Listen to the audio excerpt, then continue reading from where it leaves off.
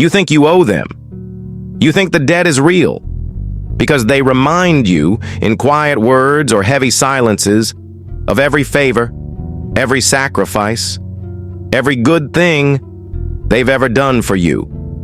But what if I told you that debt was manufactured, that it was never kindness?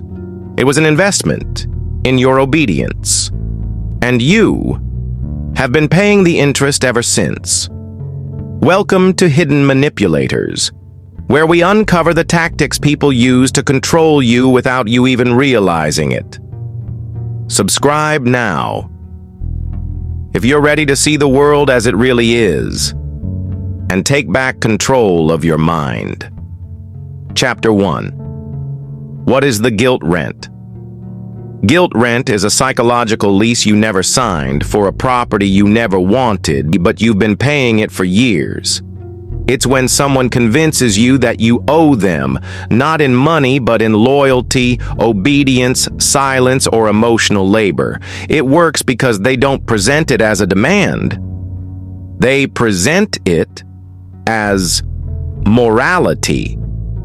You tell yourself, they've done so much for me, I can't possibly say no, and slowly your freedom becomes their property. Unlike a financial debt, there's no final payment. Every repayment you make, staying silent, saying yes when you want to say no, only proves to them that you can be milked for more. Chapter 2. How they plant the seed. A manipulator never starts with the debt. They start with an investment. It might be a favor you didn't ask for, an opportunity they gave you, help during a time of need. But it comes with an invisible receipt. They store it away, knowing one day they'll cash it in, not for repayment, but for control. They might publicly remind others of their generosity. Tell you, remember when I helped you out? You wouldn't even be here if it weren't for me. Or say nothing. Just look at you with the heavy silence that forces you to remember. It's emotional bookkeeping. You're the debtor, they're the landlord, and every interaction is another rent collection. Chapter 3. The psychological triggers.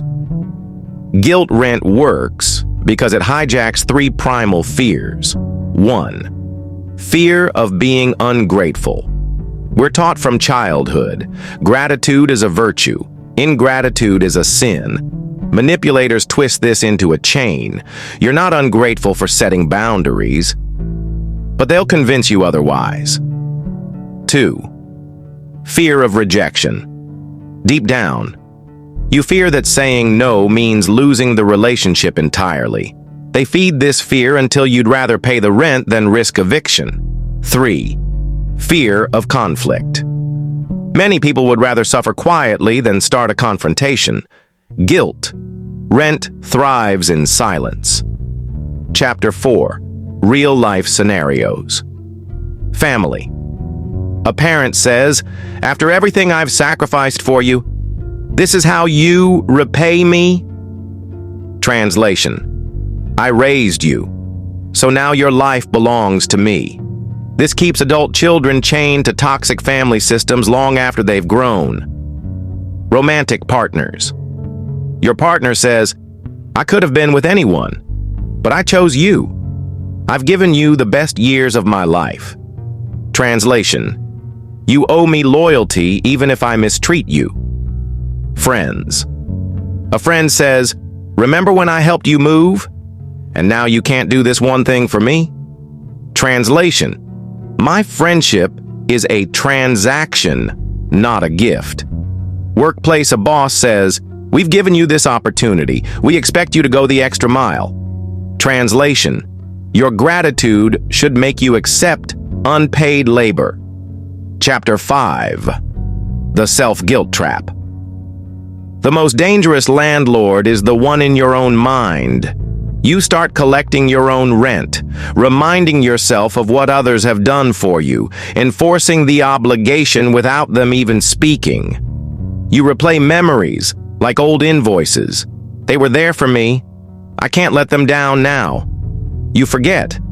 Healthy relationships are not built on constant repayment. Chapter 6. The costs of guilt rent. Emotional drain. Constantly feeling you owe someone leaves no room for joy. Loss of autonomy. You make choices based on debt, not desire. Financial strain. Sometimes guilt rent turns into literal money owed. Eroded self-worth. You begin to believe your only value is in repayment. Chapter 7. Breaking the lease. 1. Name the debt. Say it out loud. I don't owe this person my freedom. 2. Audit the relationship. Was their help freely given or was it an investment? 3. Set boundaries. Learn to say no without guilt. 4th. Stop paying. Every time you comply out of obligation, you reinforce the trap. Stop making payments. Every day you keep paying guilt rent is another day you live in a prison they built in your mind. But you hold the key, recognize the trap, tear up the lease, and walk away free. If this opened your eyes, share it with someone who needs to hear it. Like this video to help more people break free. Comment your thoughts.